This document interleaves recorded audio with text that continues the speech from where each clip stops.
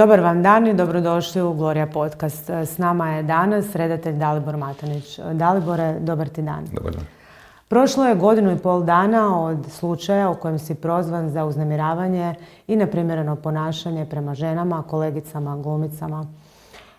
Zašto baš danas si odlučio govoriti o tome i to baš u ženskom časopisu koji, kao što znaš, osuđuje i najmanji oblik nasilja, posebice prema ženama? Ja ne mislim da postoji bolje mjesto od ženskog časopisa, stvari da kažem, stvari koliko mi je žao zbog svega što se događalo. I prošla je određena doza vremena stvari gdje sam dosta radio na sebi, tako da po meni je ovo pravi trenutak za razgovore o svemu. Večernji list je prvi objavio tvoj slučaj. Koji je danas pravni status toga? A nemam nikakvih novih saznanja ovoga. Mislim, oko cijelog slučaja se nadam da moja prva isprika koja je stvari bila dosta nemušta i napisana u krajnje rastrojenom stanju što se tiče mene, ali da je bar dala neke naznake iskrenosti oko svega to koliko mi je bilo tad već žao oko svega. A sad sa vremenskom distancom mogu stvarno reći da mi je najiskrenije žao ako sam ikoga putem povrijedio, uznemirio, ako sam prešao granicu u komunikaciji. Mogu reći da sam stvarno prošao jedno gadno autodestruktivno razdoblje, gdje stvari ušao i u ovisnost, gdje sam ušao u teško neku crnu rupu, koja se malo toga i sjećam u stvari što je bilo, ali ono što je isto najteža bol, što sam stvari jako veliku bol nanio bližnjima, i to je jedna trajna bol koju ne zaboravljate, koju ne možete se stvari riješiti, to je nešto što je stvarno, rekao bi, nepodnošljivo. To je sve nešto što ono koji me znaju, moji bližnji koji me znaju moj pravi karakter koji apsolutno nije takav da bi nekom navodio nešto, da bi neko izrazio neke probleme. I stvari to je bio neki okidač kod mene stvari da krenem u neki obračun sa tim, obračun sam sa sobom, ne bi li te stvari kod mene popravile. Spomenuo si javnu ispriku koja je izašla na tvom Facebook profilu neposredno prije nego je Večernji list objavio sve javno. Kako je izgledala kronologija, što se tad događalo? Možeš li nas malo uvesti u taj dio? Pa to vam je ovako, kada u jednom trenutku, kada pomislite da je sve super i sve to odjedanput začute neke moguće prijave i sve to. I počnete se pitati šta se događa, otkud se sve te varijante događaju, i onda počnete vidjeti tu bol oko sebe što nanosite i onda ono što znam je da nikad do ničega ne bi došlo, gdje sam god došao u neku blizinu da prekoračim neku granicu, stvari da nije bilo i o ovisnosti, primarno alkoholu, ali i o opijatima, tako da jednostavno sam stvari tu odlučio napraviti rez. A rez znači da se stvari uputio u državni program za rješavanje od ovisnosti. Stvari je došlo do toga da jednostavno moram zaustaviti to i krenulo je tim putem. Mm-hmm.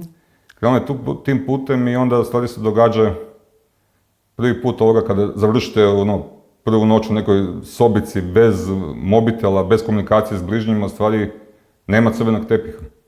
Nema ničega, stvari. Jedanput se stvari počete suočavati, stvari pa možda stvarno neki vrag sam ja napravio tu što je. I to je bilo to vrlo mučni susret sam sa sobom i svim tim što je bilo. Tako da i u tom stanju koje je bilo krajnje rastrojeno, koje je bilo tek početak, čak mogu reći neka vrsta apstinentske krize, svega toga što se događalo, stvari sam morao se ispričati prvi put. Prvi put sam ispričao zato što apsolutno sam shvatio da nisam ni svjestan svojih postupaka, da mi je toliko žao ali ono što je bitna stvar je da nisam htio biti jedan od onih koji šute od toga. Koji šute i nadaju će se izvući i to. Previše slučajeva takvih znam jednostavno ja sam htio se ispričati, šta god da sam napravio, ispričavam se svima i to. I čak sam tad dobio neke reakcije od žena iz regije, stvari da im je to bilo dobar put.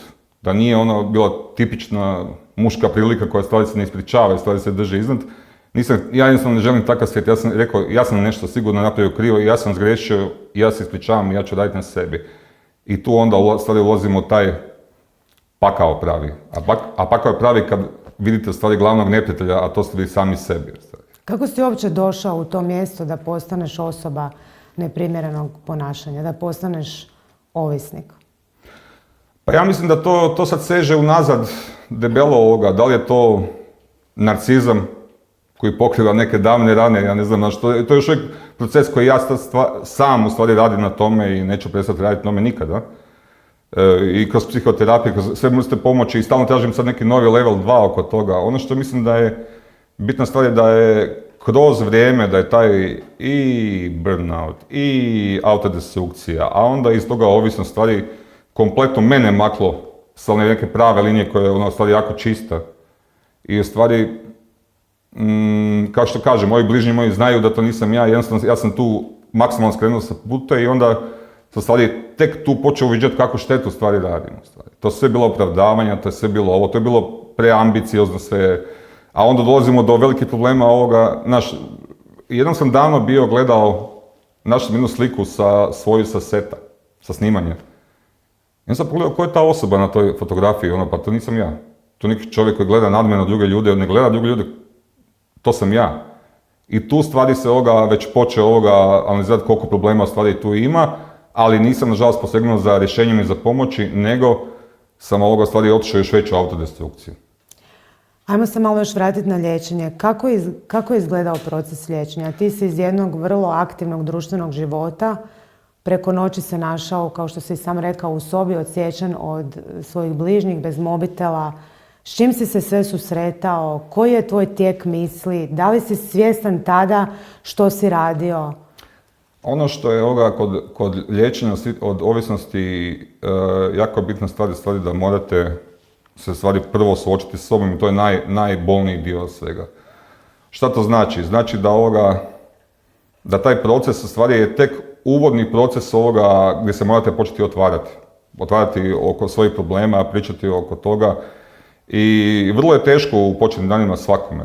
Mislim, ja sam ovisnički tip sam bio o alkoholu, opijatima, ali i o šopingu, filmovima, svim tim stvarima. Svako od nas je neki ovisnički tip i ta ovisnost stalno traje u nama, cijeli život. To se ne može izliječiti, samo se može staviti u kontrolu. Ono što je pohvalno kod svega toga, mislim da imamo sjajne stručnjake kod nas za te stvari. I sad je samo pitanje da li ćete poslušati njihovu metoda koja stvari je neko dolaženje do sebe samoga, traženja onih izvora svega toga i rad na tome, ili ćete stvari to zaobići. Vidio sam puno ljudi koji stvari to zaobilazili, ali nekako meni je to bila zadnja šansa stvari. Osjećam sam to kao zadnju šansu da se stvari vratim na neki pravi kolosijek. Tako da stvari počeli momenti otvaranja. I onda tu vidite, recimo, kod nas je muškarci, koji ja mislim da imaju jako problema svi mi sa nezrelošću, kako se teško otvaraju. I onda stvari taj proces, kad neko se otvori sa svojim problemima, kako stvari se počinje onda razvijati kod osoba empatija. Empatija kao neki ključni korak u liječenju dalje. I kroz niz stvari kao što je disciplina, higijena. Mislim da je najbolji pokazatelj kod mene bio da kad sam došao u bolnicu, sam imao najprljaviju sobu, ja mislim, u bolnici. Prema kraju sam imao najčišću sobu. I to stvari se priča o nekom unutarnjem redu, unutarnjem miru. Tako da, ja sam maksimalno uzimao sve od tih savjeta, od predavanja, od poduka, od razgovora sa doktorima i stvari na neki način su me kroz neko vrijeme pitali, vidjeli su da je progres dobar, da se dobro razvija. Pitali su me kako to da tako ide dobro, u dobrom smjeru. Ja sam rekao, ovo mi je zadnja šansa u životu da budem sretan čovjek. Mislim da sam došao stvarno do nekog ruba gdje sam povrijedio najviše ljudi oko sebe, mislim da jednostavno neću dobiti drugu šansu. Tako da, liječenje počinje sa paklom, otvara se kroz neku vrstu traženja empatije, traženja slušanja, da slušate druge ljude, da primjećujete druge ljude, da se spuštate s ove visine u neku ravnopravnost i jednostavno počinjete stvari komunicirati sami sa sobom i tražiti razloge zašto je do toga došlo. Jesi li tada, kada si to radio, mislio da je to normalno, da se imaš pravo tako ponašati prema ženama, prema suradnicima? Ne, apsolutno je kažem, ja sam bio u takvim stanjima da apsolutno to ide sve protiv onoga što se ja inače mislim i radim, tako da to apsolutno kažem, ja nikad neću bježati od odgovornosti za to što sam, uvijek ću reći kažem, i zato se stalno ispričavam i neću se prestati ispričavati, zato što mislim da je to bitna stvar. Misliš da je ta isprika dovoljna? To je najviše što ja mogu napraviti, ja mogu samo se stalno ispričavati. Ono što Ono što sam sad radio zadnje vrijeme za toga i prošlo neke godine i pol dana, ono što sam radio maksimalno na sebi, da ono što se tiče mene, te greške se sigurno ne mogu ponoviti nikad više ovoga, zato što nemam prava više na grešku, ali taj rad je jako bitna stvar da se osvijesti, tako da to su stvari o kojima nisi svjesni, to su stanje u kojem ste kod crne rupe, tako bi mogao reći stvari, nažalost. Znači do te mjere govorimo o autodestrukciji, otkud autodestrukcija, otkud taj osjećaj da ne zaslužujete nešto lijepo da vam se dogodi, otkud se ne možete nositi sa uspjesima, otkud niste odgovorni prema bližnjima, prema ljudima oko sebe. Ono što je stvari meni uvijek potresno, što je jako teško u stvari i kažem u stvari, ali mislim da onog momenta kada sam ušao u bolnicu, u stvari da sam postao otac. Da sam postao otac koji je preuzeo odgovornost na sebe i jednostavno pokušao je raditi na sebi da bude bolja osoba. Tako da mi živimo u društvu gdje stvari se na psihijatre, na terapiju stvari gleda kao bauk. A nije bauk, stvari, ne popiti, ne znam, pivice za živce, nego gajbu za živce i onda voziti po gradu. Hoćeš da je stvari to jako, nažalost je to kod nas, za razliku od zapada je bauk, a mislim da je to, kao što je i fizička neka kultura, tako mislim da je i ta mentalna stvar, da svako bi trebao raditi, kod svakog bi se našli neki problemi. Tako kažem da sam pristupio tome, bez obzira na sve što se događa, pristupio sam tome tako jer mi je bio samo jedan cilj, a jedan cilj je bio da dođem u poziciju da više apsolutno maknem bilo kakvu vrstu ovisnosti, da komuniciram samim sobom, stvari da dođem do nekih temeljnih, kako bi rekao, najljepših stvari vrijednosti kao što su empatija, kao što je poniznost, kao što je primjećivanje drugih ljudi, kao što je neka vrsta, sad bi se sudio reći, zahvalnosti. Kad si se prijavio sam na liječenje, što je zapravo dovelo do toga, zašto se to nije dogodilo prije? Zato što se u tim trenucima vi ne osjećate kao osoba koja se mora liječiti. Vi se ne osjećate kao neko ko ima problema. Vi se ne osjećate nekoga da gledate ljude sa visoka. Vi se ne osjećate kao neko ko prolazi pokraj ljudi kao da su drveće. Vi ne osjećate da vi imate svoje kraljevstvo u kojem vaš ego i koje vaš narcis djeluje i nemate stvari taj osjećaj da nikome, da trebate, uvijek mislite da su drugi u problemu, a ne vi. Tek onda kada osvijestite svoje postupke, osvijestite da ste negdje možda prekoračili neku crtu, da ste negdje prešli, da nešto događa sa vašim postupcima, onda je ona prva, najbolniji stvari pogled u ogledalo. Tu je gdje stvari vidite ko je neprijatelj. I što se onda događa kad vidiš sebe u ogledalu? To znači jednu jako bolnu borbu u stvari u tome da taj se ego makne, da se taj narcis stavi u kontrolu, da se počne komunicirati sa sobom kao osobom koja stvari nije sve tako bajno kako izgleda i više nema zavaravanja, vi stvari ogoljujete. To je pravi smjer cijele terapije, u stvari da se vi u stvari ogoljujete u svojim emocijama, ogoljujete svojim strahovima, ogoljujete sa svim svojim nekim okidačima koji su doveli do problema. Rekao si sam da si bio kralj u svom kraljevstvu. Kako je to izgledalo? Kako je izgledalo tvoje kraljevstvo? Što se tamo događalo? Gdje si prelazio te granice? Ne znam koja je naša pozicija stvari da mislimo da smo iznad drugih ljudi, čini mi se. Ne znam koji to vrsta ega proizvede, ali ono što znam za sebe stvari da sam uvijek bio i ruban sa humorom, i ruban sa ponašanjem i sve te varijante. I onda tokom vremena stvari i stimulans i, kažem, ta autodestrukcija je još dodatno to pogurala, tako da ali nisu to samo žene, to su muškarci, to je sve. Ja sam stvari imate taj nacistički, ja mislim, osjećaj da morate komunicirati sa svima. Vi se morate svima javiti, sve pitati, sve to, varijante. To je nešto što kad osvijestiš sa distance malo izgleda stvarno bolno, stvari. Dosta bolno. Bojiš li se da ćeš se vratiti na to mjesto? Bojiš li se ponovnog odlaska u te krajnosti? Sam si rekao malo prije da je ovisnost se ne može izliječiti nego držati pod kontrolom. Zanima me što ako i kada se dogodi da se ponovno vratiš u nekakav radni ritam i u neko drugo okruženje u kojem sada nisi, da li se bojiš da će te to povući ponovno na krivi put? Pa nakon toliko boli koje sam vidio sam uzrokovao i toliko boli stvari koje sam proživio u cijelom ovom periodu, mislim da gotovo sa sigurnošću mogu reći da jednostavno ne želim taj svijet više vidjeti. Taj svijet u smislu da taj svijet gdje dominira narcis ego, gdje dominira nešto što u stvari nije nešto što je moj neki prirodni kod I ponavljam da je to moja zadnja bila prilika da se vratim na taj svoj neki prirodni stvari habitus. Mislim da što se mene tiče jednostavno ne, jer i čak ono što mislim, što mi se čini sad sa nekom distancom mogu možda i nekom pomoći koji ima sličnih problema u tome da mu dam neku nadu da se to može. Jako puno ljudi odustaje od toga, jako puno ljudi odustaje od liječenja, jako puno ljudi stvari idu u neki eskapizam, bježe stvari od toga. Ja nisam htio ostati u toj slijepoj ulici, to je stvari slijepa ulica gdje ste vi sami sa svojim nekim karakteristikama koje se ili pojačavaju, nisam htio ostati u tom mraku. A to jednom trenutku je baš mrak Tako da, jednom kad izađete iz mraka, vjerujte mi da ne želite se vratiti. Jesi li imao podršku bližnjih prijatelja, obitelji? Naravno da bez podrške bližnjih i prijatelja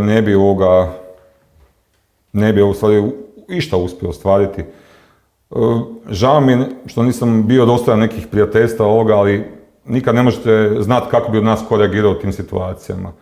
Ono što mi je bilo ugodno iznadilo, što uvijek, znate kako se kaže, kada je problem neki da stvari spanete na jedan ili dva čovjeka. Meni je ostalo dosta ljudi, dosta prijatelja i to je neka zahvalnost što sigurno me to isto i poguralo i motiviralo u cijeloj toj borbi Ali kažem, jednom kad izađete iz mraka na svjetlo, niko normalan se ne želi više vratiti u taj mrak Javna si osoba i jesi li svjestan da svaka tvoja riječ i svaki tvoji postupci će biti pod povećalom javnosti sada još više nego prije nakon ovog? Bojiš li se da nećeš uspjeti dobiti povjerenje javnosti? Ja samo mogu svojim postupcima. Ja znam da sam se sad cijelo vrijeme radio sebi i nastavit ću raditi na sebi da apsolutno nemam kredita da napravim nijednu više grešku. Ja se nadam da će to ljudi prepoznati i neki način sam zahvalan, uopće što sam dobio šansu. Mislim, sad sam zahvalan na tome da se probudim, zahvalan sam što sam živ, zahvalan sam stvari što imam prilike u stvari vidjeti sebe kakav sam bio u negativnim varijantama, vidjeti kakav sam sad. Tako da ja se nadam tom povjerenju zato što ko jednom prođe ovaj pakao, vjerujte mi da ne želi se igrati sa tim. Imaš li još i danas krize psihičke, fizičke nekakve? Ne, kažem, prevelik ulog mi je bio oko toga, što je dobro. Prevelik ulog je bio da čak mogu reći da sam relativno to po nekom PS-u i riješio te stvari, zato što je meni tako zlo. To zlo, bilo alkohol, bili opijati, u stvari je sve prisutno, ne samo u našoj branši, nego svuda je sve prisutno. Svako ko moralizira toga, u stvari zavarava se i to je, mislim da je život bez toga, u stvari je pravi život, tako da to je kod mene uvijek funkcioniralo da bi stvari ja mislim taj nacistički poremećaj i ego stvari bi hranili sa time, hranili bi i čak neke pokušaje i kreacija bi se dobro našla kao neka sigurnost unutar tog kaosa, ali sad mogu reći koja je razlika, prije par godina bi pisao neki scenarij, mjesecima bi sjedio oko jedne riječi i ništa nije išlo, ništa ne bi se pomaklo. Sada, čiste, hladne glave, pišem i sve stoji na mjestu. I tu se točno vidi kako glava kad se makne od svih tih stvari, od svih tih, komotno sad mogu reći, zala. To su baš zle stvari, kako stvari ta čista glava funkcionira bolje. Možeš li se onda danas staviti u poziciju žrtve kojima si slao neprimjerene poruke i shvatiti kako su se one osjećale, posebice nekakve mlade žene, tim više što si ti u tim trenucima bio jedan od najutjecajnijih, najuspješnijih, najmoćnijih redatelja u regiji koji se uvijek zalagao i stajao uz žene, uz ženska prava, uz Me Too pokret. javno istupao protiv muških predatora i dapače u svojim djelima bavio se tim temama? Ono što je problem kod svih ljudi, što mi ne znamo kako najobičnije dobar dan rezonira kod neke druge osobe. To je ono što se moramo naučiti. To je ono što se ja bolno naučio. To je ono što moramo jednostavno svi shvatiti da ne postoje nikakve intervencije, nikakve komunikacije. To je nešto što stvari kažem, kod mene cijele ove varijante za koje se zalagao prije, sad se zalažem stvari definitivno sa ovom iskustvom, sa ovom boli koju sam prošao, ću se zalagati stalno. Mislim, čuli me, ne čuli me, ali ću se zalagati stalno za sve te stvari, jer mislim da sad, kad sam vidio tamnu stranu toga, osjetio i proživio tamnu stranu toga, stvari mislim da je nulta tolerancija jedina opcija. Kako danas izgleda tvoja svakodnevnica? Svakodnevnica, kad se naučite u stvari, kad se spustite, kada ravnopravno gledate ljude, kad se maknete od svih stvari i svih pogleda kako ste gledali prije, u stvari postoji neki mirni svijet u stvari. Mirni svijet gdje se u stvari okrenuo u prioritete, totalno okrenuo u prioritete. Koji su danas tvoji prioriteti? Kuća, doma, bližnji. Jednostavno apsolutno sam okrenuo prioritete više posao nije ni eskapizam, ništa to. Jednostavno sam se fokusirao na doma i moram reći da u stvari uživam u tom nekom miru. Mir je prava riječ. Naučite dosadu pretvoriti u mir. To recimo što prije nisam mogao nikada, i ja znam da i puno ljudi imaju problema s tim da je dosada problem. Dosada se može pretvoriti u mir, samo je pitanje koliko ste vi mirni sami u sebi. I uz taj mir doma jednostavno gledam jako puno filmova, pišem jako puno. Snimio sam ove godine 2 filma, kratka ovoga, jedan je završen na Super Festival Danskoj, drugi montiran. Tako da, ali u nekom drugačijem pogledu na svijet, drugačijem odnosu prema svijetu, to je možda prava varijanta. Radim i svoj posao i ono što u stvari u sve te ljude koji su mi pomogli sa strane i koji su ostali iz mene, u stvari, kažem, osjećam samo tu zahvalnost. Baš zahvalnost, u stvari to je na nekoj šansi, novoj šansi, u stvari da se pomaknem ka svjetlu. Svaki čovjek ima svoju neku borbu koja može nekom sa strane izgledati mala, ali mislim, meni je ovo kolosalna stvari borba da se pokušavam na neki način pobijediti svoje mane, da se pokušavam biti bolja osoba. I to ono što kažem, ono što mogu reći svakome ko ima problem s tim, da ima nade, jako treba raditi puno, taj posao nikad ne prestaje, taj posao traje stalno, trajaće do kraja života, ali efekt u stvari koji se dobiva, efekt pa i na okolici, na ljude oko sebe, na sve u stvari počinje djelovati sa nekim svjetlom. Tako da, rekao bih u stvari da nikad nije kasno za pozitivne promjene. Hvala Dalibore na ovom razgovoru. Hvala vam puno. Hvala vama što ste nas gledali.